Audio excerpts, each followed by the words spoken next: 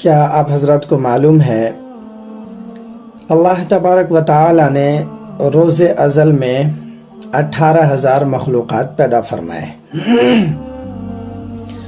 اور ان تمام مخلوقات میں سے صرف 3 قسم کے مخلوق کو اللہ تعالیٰ نے اپنی عبادت کے لیے منتخب فرمایا: انسان، جنات اور فرشتہ۔ ان 3 قسم کے مخلوق کو اللہ تعالیٰ نے اپنی عبادت کے لیے منتخب فرمایا۔ اور قرآن مجید میں خاص طور پر صرف انسان اور جنات کا ذکر ہے، فرشتوں کا ذکر نہیں ہے۔ اس کی وجہ کیا ہو سکتی ہے؟ اس کی وجہ یہ ہے کہ فرشتوں کی غذا ہی عبادت ہے، جبکہ انسان اور جناتوں کے ساتھ خواہشات نفسانی بھی لگی ہوئی ہے، بلکہ اکثر و بیشتر انسان اور جنات کے ساتھ خواہشات کا غلبہ ہوتا ہے۔ اس لیے قرآن مجید میں خاص طور پر صرف انسان اور جنات کا ذکر ہے، فرشتوں کا ذکر نہیں ہے۔ صاحب روح المعانی نے حضرت زید بن اسلم رضی اللہ عنہ سے ایک حدیث شریف نقل فرمائی ہے کہ اللہ تبارک و تعالی نے انسانوں اور جناتوں کو 2 قسموں پر بنایا ہے۔ کتنے قسموں پر؟ 2 قسموں پر بنایا ہے۔ ایک اہل سعادت اور دوسرے اہل شقا۔ اہل سعادت والے جو ہوتے ہیں، جو اہل سعادت ہیں، ان کے لیے اپنے رب کی عبادت کرنا، اپنے رب کی بندگی کرنا بڑا آسان ہوتا ہے، بڑا ایزی ہے ان کے لیے، بہت ہی آسان ہوتا ہے۔ وہ آسانی کے ساتھ اپنے رب کی عبادت کر لیتے ہیں، انہیں دشواری نہیں ہوتی، پریشانی نہیں ہوتی۔ اور دوسرے جو ہیں وہ ہے اہل شقا۔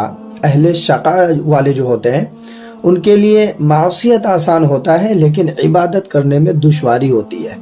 وہ آسانی کے ساتھ اپنے رب کی عبادت نہیں کر پاتے، انہیں عبادت کرنے میں مشکل معلوم ہوتا ہے، وہ اللہ تعالیٰ کی عبادت آسانی کے ساتھ نہیں کر پاتے۔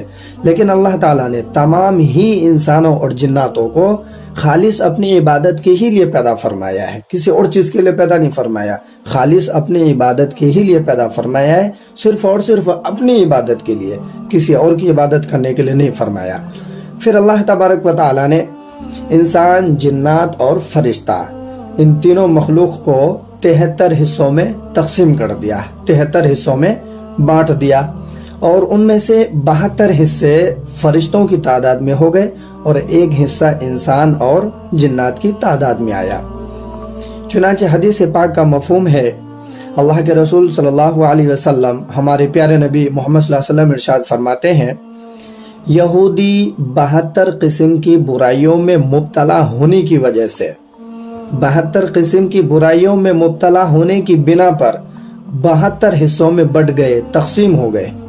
اور اسی طرح سے نصرانی بھی 72 قسم کی برائیوں میں مبتلا ہونے کی بنا پر 72 حصوں میں بٹ گئے، تقسیم ہو گئے، حصے ہو گئے۔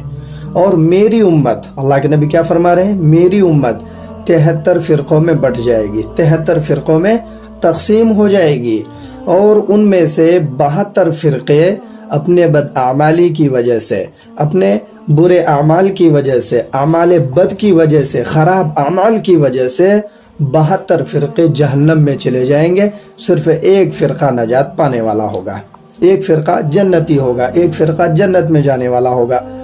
تو جنتی فرقے سے متعلق صحابہ کرام رضی اللہ عنہم نے دریافت کیا، عرض کیا، گزارش کیا، یا رسول اللہ، آخر وہ کون سا فرقہ ہوگا جو جنتی ہوگا؟ جنت میں جانے والا فرقہ کون ہوگا؟ تو ہمارے نبی نے ارشاد فرمایا، جو میرے اور میرے صحابہ کے نقش قدم پر گامزن ہوا ہو، جو میرے اور میرے صحابہ کے طریقے پر زندگی گزارا ہو، میرے اور میرے صحابہ کے طریقے پر چلنے والا ہو، وہ فرقہ جنتی ہے، وہی فرقہ جنت میں جائے گا۔